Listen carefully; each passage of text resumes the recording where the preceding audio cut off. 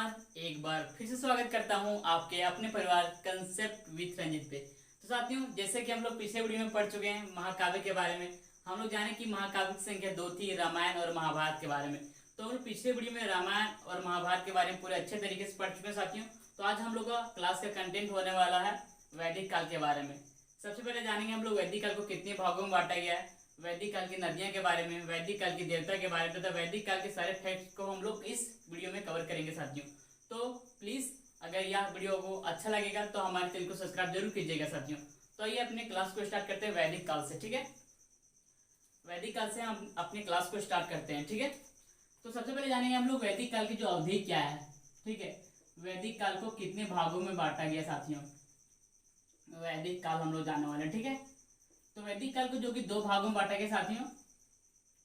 पहला जो हो जाएगा ऋग वैदिक काल। सबसे पहले जो कि वैदिक काल की अवधि जानेंगे हम लोग। तो वैदिक काल की जो अवधि है 1500 बीसी से 600 बीसी तक जो वैदिक काल की अवधि निश्चित किया गया साथियों। ठीक है, बीसी मतलब होता है बिफोर क्राइस्ट, जो कि ईसा मसीह जन्म के पहले के काल को बीसी कहा जाता है। ठीक है, तो बीसी जो कि वैदिक काल की जो अवधि निश्चित की गई साथियों, और जो कि 1500 बीसी से 600 बीसी जो वैदिक काल की अवधि मानी गई। ठीक है, एक्चुअली वैदिक काल को जो कि दो भागों में बांटा गया। पहला जो कि होता है ऋग वैदिक काल, ऋग वैदिक काल हो जाएगा पहला साथियों। इसकी जो अवधि मानी गई है वह जो कि इसकी अवधि मानी गई 1500 बीसी से 1500 बीसी टू 600 बीसी इसकी 1500 बीसी से 1000 बीसी इसकी अवधि मानी गई। ठीक है, और एक और जो होता है ऋग वैदिक काल, और दूसरा जो कि हो जाएगा उत्तर वैदिक काल। ठीक है, उत्तर वैदिक काल की जो अवधि मानी गई साथियों, उत्तर वैदिक काल की जो अवधि मानी गई है, उत्तर वैदिक काल की जो अवधि मानी गई है वह जो कि 1000 बीसी से 1000 बीसी टू 600 बीसी इसकी अवधि मानी गई साथियों। ठीक है, तो हम लोग जानेंगे कि वैदिक काल में हमें क्या पढ़ना होता है, वैदिक काल के कौन निर्माता थे, मतलब वैदिक काल कौन जो कि स्थापना किया था। वैदिक काल में एक्चुअली हमें आर्य के बारे में पढ़ना पड़ता है। तो हमें जानिए कि आर्य कहाँ से थे। आर्य जो कि उत्तर भारत के दक्षिण भारत के जो आर्यकरण किसने किया, वैदिक काल में जो कि कर्म व्यवस्था किस आधार पर होता था, उसके बारे में हम लोग सारी इन्फॉर्मेशन वैदिक काल के बारे में जानेंगे साथियों। तो हम लोग जानेंगे वैदिक काल के बारे में जान रहे हैं। ठीक है, तो वैदिक काल के जो निर्माता कौन थे, तो वैदिक काल के जो निर्माता अगर बात करते हैं हम वैदिक काल के निर्माता का, तो वैदिक काल के जो निर्माता थे आर्य थे। ठीक है, तो आर्य के बारे में यहाँ बताया गया है कि आर्य जो कि मध्य एशिया से आए थे। किसके द्वारा बताया गया, तो पूछा जाता है हमारे एग्जाम में कि आर्य जो कि कहाँ से आए थे और कहाँ पे आके बसे थे। तो आर्य जो कि मध्य एशिया से आए थे और वह भारत में आके सब सिंधु प्रदेश में आके बसे थे। सब सिंधु प्रदेश में क्या साथियों, सब सिंधु प्रदेश में ऐसा होता है कि जहाँ पे 6-7 नदियां जब बहती है, मतलब कि हरियाणा और पंजाब वाले क्षेत्रों में जो कि आर्य लोग आकर भारत में बसे हुए थे। ठीक है, तो जो यहाँ जो कि जब सब सिंधु प्रदेश में जो कि भारत में आकर बसे थे आर्य लोग, किसके द्वारा बताया गया था, तो मैक्स कुलर नामक एक व्यक्ति द्वारा बताया गया था कि आर्य लोग जो कि भारत में आकर बसे हुए थे। ठीक है, तो हम लोग क्या जान रहे हैं, वैदिक काल। तो वैदिक काल के निर्माता हम लोग जान रहे हैं साथियों, वैदिक काल के हम लोग निर्माता जान रहे हैं। ठीक है, तो वैदिक काल के निर्माता कौन था, वैदिक काल के निर्माता अगर बात करते हैं हम लोग, ठीक है, तो वैदिक काल के निर्माता कौन थे साथियों, आर्य था। ठीक है, वैदिक काल का अगर निर्माता की बात करते हैं तो आर्य था। एक्चुअली आर्य जो कि मध्य एशिया से आए थे, या कहां से आए थे साथियों, मध्य एशिया से आए थे, मध्य एशिया से आए थे। या किसके द्वारा बताया गया था कि आर्य लोग जो कि मध्य एशिया से आए, तो यह जो कि मैक्स कुलर नामक एक व्यक्ति द्वारा जो कि बताया गया था कि आर्य लोग जो कि मध्य एशिया से आए। ठीक है, तो हम लोग क्या जाने चाहते हैं कि वैदिक काल को जो कि दो भागों में बांटा गया, ऋग वैदिक काल, उत्तर वैदिक काल। ऋग वैदिक काल की जो अवधि है 1500 बीसी से 1000 बीसी, और उत्तर वैदिक काल की जो अवधि है 1000 बीसी से 600 बीसी। ठीक है, उसके बाद जाने की वैदिक काल। तो वैदिक काल का जो निर्माता था आर्य था। आर्य जो कि मध्य एशिया से आया था, और मध्य एशिया से जो आया था आर्य, वह किसके द्वारा इन्फॉर्मेशन दिया गया था, तो मैक्स कुलर नामक जो कि इन्फॉर्मेशन दिया गया था कि आर्य लोग की मध्य एशिया से आए थे। उसके बाद हम लोग जानेंगे कि आर्य जो थे उसका भाषा क्या था। तो आर्य लोगों की जो भाषा थी, अगर भाषा की हम बात करते हैं, दूसरा पॉइंट हम भाषा की बात करते हैं। ठीक है, आर्य लोगों की भाषा अगर हम बात करते हैं तो इसकी भाषा जो कि संस्कृत थी। आर्य लोगों की जो एक्चुअली भाषा थी वह संस्कृत थी। ठीक है, तो संस्कृत जो उस समय प्राचीन काल में जो संस्कृत को देवों का भाषा माना जाता था। क्या साथियों, प्राचीन काल में जो संस्कृत को देवों का भाषा माना जाता था, क्या देव का भाषा, देवों का भाषा, क्या साथियों देवों का भाषा, जो कि प्राचीन काल में संस्कृत को देवों का भाषा माना जाता था। इसी कारण से जो कि आर्य लोग अपने आप को ईश्वर के जैसा मानते थे और अन्य जो कि अन्य धर्म के लोग को हमेशा नीचे मानते थे। ठीक है, तो प्राचीन काल में क्या जाना हम लोग कि प्राचीन काल में जो भाषा संस्कृत बोले जाते थे आर्य द्वारा, तो आर्य जो कि अपने आप को जो कि महान जाति के लोग मानते थे और नीचे जो आर्य जो कि संस्कृत नहीं जानते थे उसको जो कि नीचे जाति के लोग मानते थे। ठीक है, उसके बाद हम लोग जानेंगे कि जो आर्य लोगों के द्वारा जो आर्यकरण किया गया उत्तर भारत का दक्षिण भारत का, वह किसके द्वारा किया गया था। तो अगर हम बात करते हैं कि उत्तर भारत का आर्यकरण, आर्य लोगों द्वारा अगर बात करते हैं कि उत्तर भारत का आर्यकरण किसके द्वारा किया गया था, उत्तर भारत का आर्यकरण। आर्यकरण का मतलब क्या होता है, आर्यकरण का मतलब ये होता है कि अपने धर्म में लोगों को परिवर्तित करना। ठीक है, तो हम लोग क्या जाने कि उत्तर भारत का जो आर्यकरण हम लोग जाने उत्तर भारत का आर्यकरण, तो उत्तर भारत का जो आर्यकरण किया गया था गौतम राहुगन द्वारा किया गया था। किसके द्वारा किया गया था साथियों, गौतम राहुगन द्वारा, गौतम राहुगन द्वारा जो कि उत्तर भारत का आर्यकरण किया गया था। इसी में एक फैक्ट निकल के आता है कि गौतम राहुगन द्वारा यह कहा गया था कि जब गौतम राहुगन जब उत्तर भारत का जो आर्यकरण कर रहा था, ठीक है, उस समय जब गंगा नदी, हम लोग जानते हैं कि गंगा नदी जो कि बिहार के बीचों बीच से होकर गुजरता है, जिसके कारण से गौतम राहुगन जब गंगा नदी को जो कि एक छोर से दूसरे छोर जब नहीं पार कर सके, इसी कारण से वह पटना बिहार के पटन नहीं पहुंच पा सके, जिसके कारण से अथर्ववेद में जो कि बिहार के पटना को, या उस समय जो पाटलिपुत्र नाम था, तो इसी को जो अथर्ववेद में इसे अछूतों का भूमि कहा गया, जिसके कारण से जब गंगा नदी बिहार में बहती है तो उसको गंगा नदी को उस समय जो बिहार में पवित्र नदी के रूप में नहीं माना जाता था। ठीक है, क्यों, क्योंकि जो कि गौतम राहुगन द्वारा गंगा नदी को पार करके जो बिहार में नहीं आया गया था, इसी कारण से जब गंगा नदी बिहार में बहती है तो उसे स्वच्छ नदी के रूप में नहीं माना जाता। ठीक है, तो हम क्या जानना चाहते हैं कि उत्तर भारत का जो आर्यकरण किया गया था गौतम राहुगन द्वारा किया गया था। अब जब उत्तर भारत का आर्यकरण हो गया तो हम लोग दक्षिण भारत का आर्यकरण के बारे में जानना जरूरी है कि दक्षिण भारत का आर्यकरण किसके द्वारा किया गया था। तो दक्षिण भारत का जो आर्यकरण किया गया था, दक्षिण भारत का आर्यकरण जो किया गया था वह गौतम ऋषि द्वारा किया गया था। किसके द्वारा साथियों, गौतम ऋषि द्वारा, अगस्त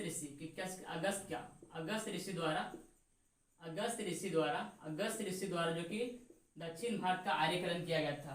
किसके द्वारा साथियों, जो कि अगस्त ऋषि द्वारा जो कि दक्षिण भारत का जो कि आर्यकरण किया गया था साथियों। ठीक है, इसके बाद हम लोग जानेंगे कि जो कि वैदिक काल में सबसे प्रिय पशु कौन था। तो वैदिक काल में जो कि प्रिय पशु गाय था।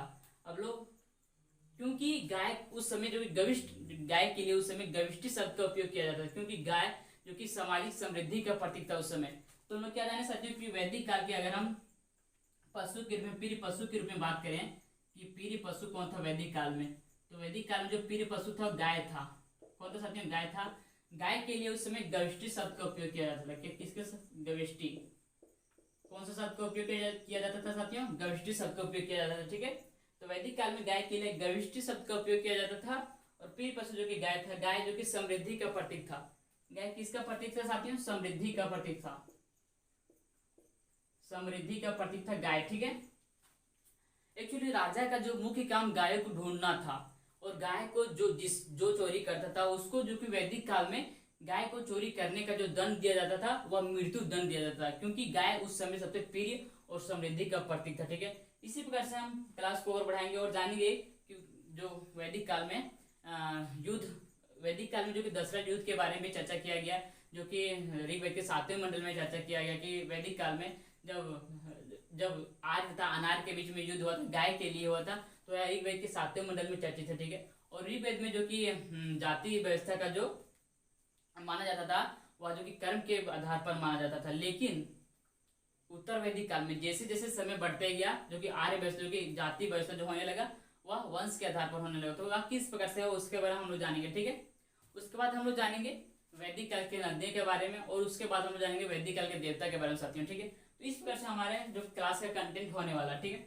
सबसे पहले हम इसको इरेज करते हैं, उसके बाद देखते हैं हम लोग और आगे क्लास को बढ़ाते हैं। उसके बाद जानेंगे हम लोग वैदिक काल में किस प्रकार से जो जाति व्यवस्था का विस्तार हुआ। ठीक है, सबसे पहले हम इसको इरेज करते हैं अच्छी तरीके से। तो साथियों, अगर आपको वीडियो पसंद लग रहा हो तो हमारे चैनल को सब्सक्राइब जरूर करें और वीडियो को लाइक जरूर और शेयर भी जरूर करें, ठीक है। तो हम लोग क्या जानेंगे अब उसके बाद वैदिक काल के देवता, वैदिक काल की नदियों के बारे में जानेंगे, क्योंकि इस वैदिक काल के देवता और वैदिक काल की नदियां जो कि हमेशा एक दो क्वेश्चन हमारे एग्जाम में हमेशा पूछा जाता है। या बहुत ही छोटा टॉपिक है, लेकिन इससे हमारे एग्जाम में एक या दो क्वेश्चन हमेशा पूछे जाते हैं, ठीक है। तो हम लोग क्या जानेंगे साथियों, उसके बाद हम लोग क्या जानेंगे कि वैदिक काल में जो दशरथ युद्ध का उल्लेख है ऋग्वेद के 7वें मंडल में, ठीक है। तो दशरथ युद्ध का उल्लेख किसके से, जो दशरथ युद्ध हुआ था किसके बीच में हुआ था, तो दशरथ जो युद्ध हुआ था वो आर्य तथा अनार्य के बीच में हुआ था। कौन सा युद्ध का बात करें हम लोग साथियों, दशरथ युद्ध का बात कर रहे हैं, दशरथ युद्ध, दशराज्य युद्ध का हम लोग बात कर रहे हैं, ठीक है। जो दशरथ युद्ध हुआ था ऋग्वेद के 7वें मंडल में वर्णित है, ऋग्वेद के 7वें मंडल में वर्णित है, ठीक है। किसके किसके बीच में हुआ था, जो कि आर्य तथा अनार्य के बीच में हुआ था। किसके किसके बीच में था साथियों, आर्य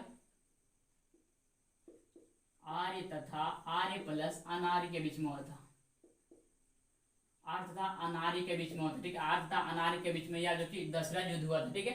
उसके बाद हम लोग बात करें कि वैदिक काल में जो जाति व्यवस्था था, तो वैदिक काल में जो कि अगर ऋग्वैदिक काल में अगर बात करें जाति व्यवस्था, तो उसमें वंश जो कर्म के आधार पर होता था। जैसे कि अगर कोई व्यक्ति जो कि हल चला रहा है तो वह कृषि का काम हो गया, मतलब कोई व्यक्ति अगर फर्नीचर का काम कर रहा है तो वह बड़ी हो गया, अगर कोई व्यक्ति जो कि केस काटने का काम कर रहा है तो ठाकुर हो गए। इसी प्रकार से जो वैदिक काल में, जो कि ऋग्वैदिक काल में हम लोग बात करेंगे किस काल में साथियों, ऋग्वैदिक काल में जो जाति व्यवस्था था, क्या साथियों, ऋग्वैदिक काल, ऋग्वैदिक काल, ठीक है। ऋग्वैदिक काल में जो जाति व्यवस्था था,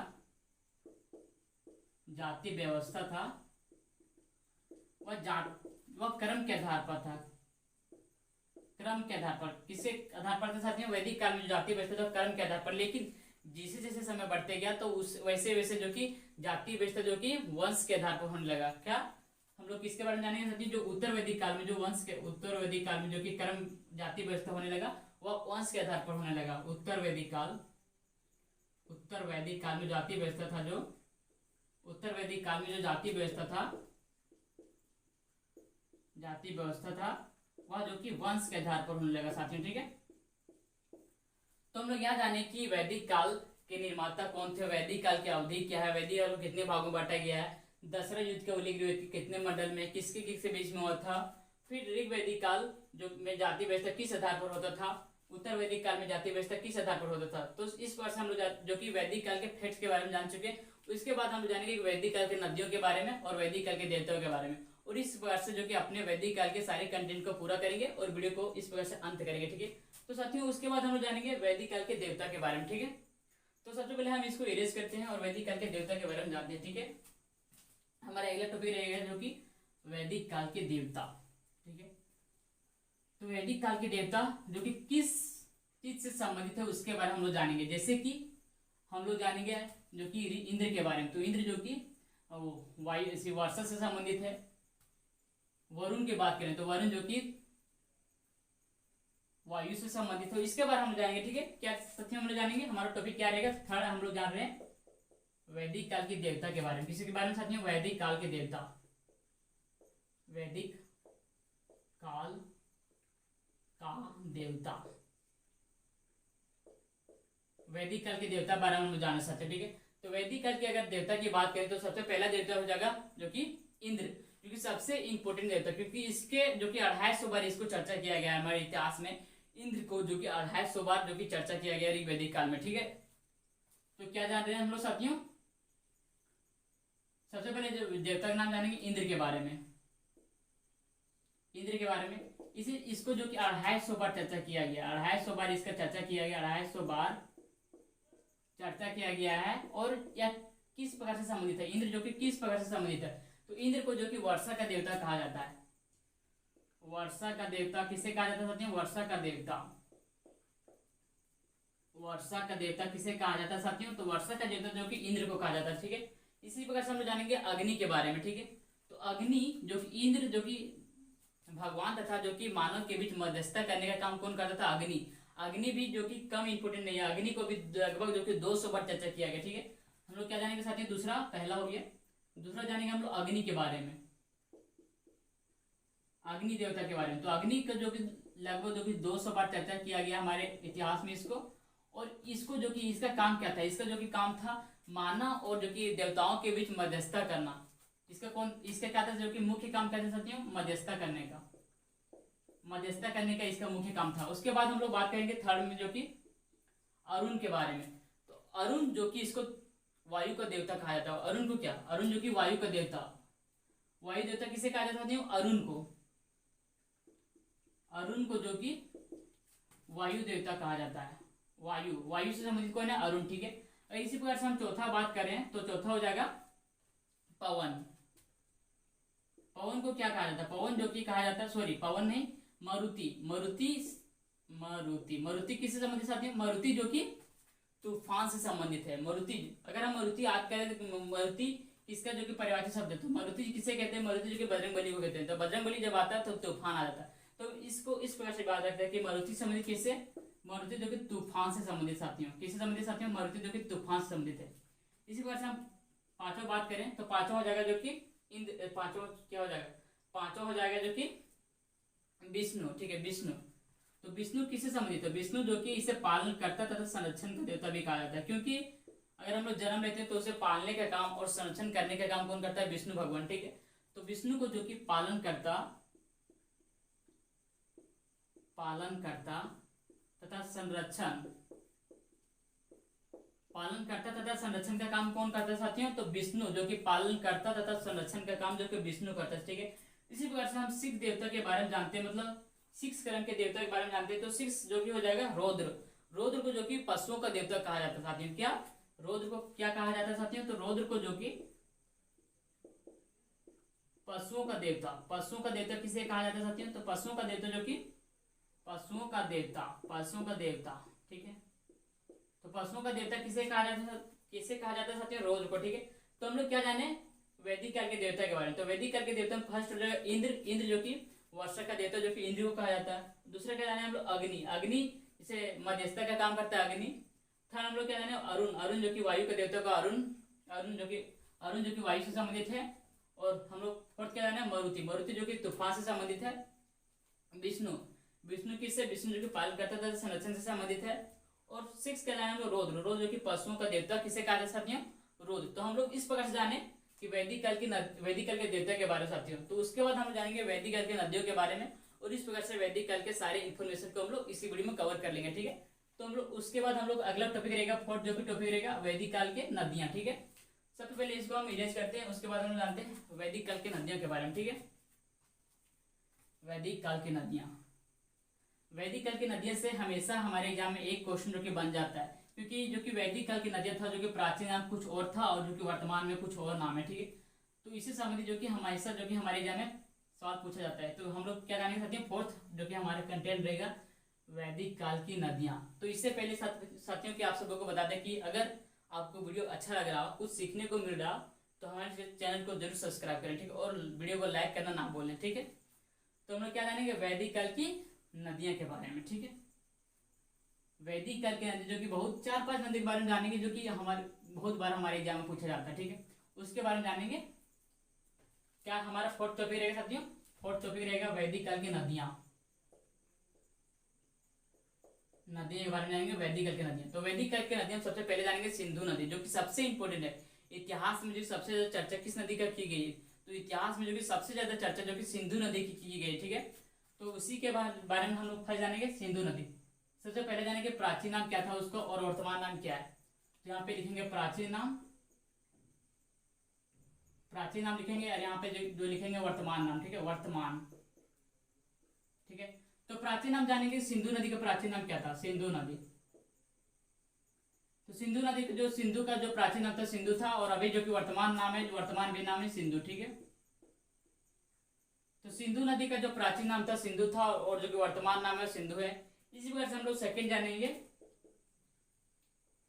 अस्किनी के बारे में, कि अस्किनी जो कि प्राचीन नाम था लेकिन उसका वर्तमान नाम क्या है, ठीक है। तो सेकंड नदी किसके बारे में जानेंगे, अस्किनी के बारे में।